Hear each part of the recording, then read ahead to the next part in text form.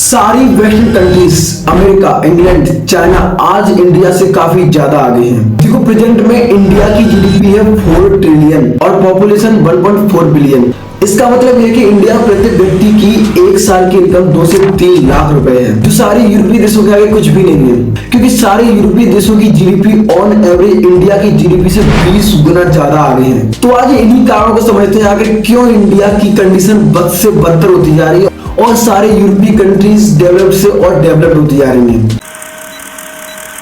देखो इन कारणों को समझने से पहले एक बात क्लियर कर लेते हैं। काफी इंडियंस द्वारा ये मिथ फैलाई जाती है कि इंडिया भी अमेरिका, इंग्लैंड, चाइना जैसे देशों आगे होता अगर अंग्रेज भारत नहीं आते तो।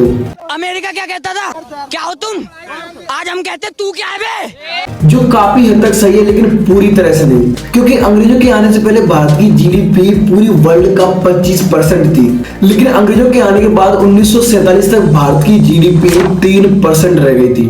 देखो 1947 तक इंडिया और चाइना की जीडीपी लगभग बराबर थी, लेकिन चाइना ने 1947 से 2025 तक अपनी जीडीपी को 480 गुना बढ़ा दिया। यानी कि प्रेजेंट में चाइना की जीडीपी है 20 ट्रिलियन, जो इंडिया की जीडीपी से 5 गुना ज्यादा आगे है। और इंडिया ने 1947 से 2025 तक अपनी जीडीपी को सिर्फ और सिर्फ 135 गुना बढ़ाया है।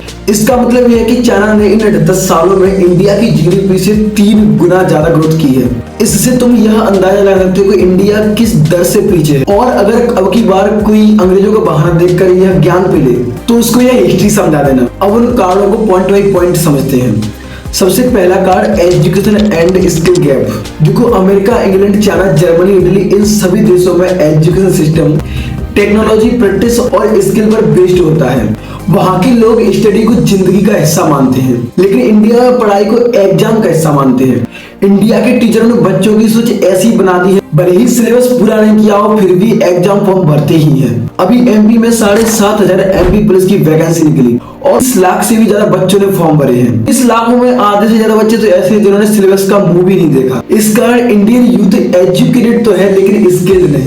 और दूसरा कारण रिसर्च और टेक्नोलॉजी का लो लेवल। सारी वेस्टर्न कंट्रीज अपनी जीडीपी का 2 से 3% हिस्सा टेक्नोलॉजी और साइंस रिसर्च में खर्च करती है, लेकिन इंडिया अपनी जीडीपी का 0.7% हिस्सा टेक्नोलॉजी और रिसर्च में खर्च करता है। इसलिए इंडिया साइंस और टेक्नोलॉजी फील्ड में आज बहुत पीछे है और हम इंडियन से इंडिया की तुलना पाकिस्तान जैसे देशों से करते हैं। और तीसरा कारण है रिलीजियन। देखो धर्म अपने आप में एक बड़ा टॉपिक है। बस ये समझो कि सारे यूरोपीय देश धर्म को एक निजी मामला मानते हैं। वहाँ धर्म और पढ़ाई का कोई संबंध नहीं। लेकिन ऐसा नहीं है कि भारत का धर्म खराब है। भारतीय धर्म तो अपने आप में एक बहुत बड़ा साइंस है, लेकिन साइंस तब जब साइंस के पर्सपेक्टिव से देखा जाए, क्योंकि इंडिया में प्रेजेंट में धर्म को वोट बैंक की तरह यूज किया जाता है। धीरेन्द्र शास्त्री, भूखी बाबा जैसे लोग धर्मों के नाम लोगों में दंगे करवाते रहते हैं। इंडिया की आधी समस्या को तो धीरेन्द्र शास्त्री जैसे लोग लेके बैठे हैं, क्योंकि लोगों को उकसाते रहते हैं कि तुम्हारा धर्म खतरे में है, तुम्हारा धर्म खतरे में है। और इंडिया की आधी पॉपुलेशन तो अपने धर्म को ही बचाने लगी पड़ी है। इसलिए मेरा आप लोगों से हाथ जोड़ के निवेदन है कि धर्म के नाम पर लुटना बंद करो। भक्ति तो करो लेकिन अंधभक्ति नहीं। Thank you.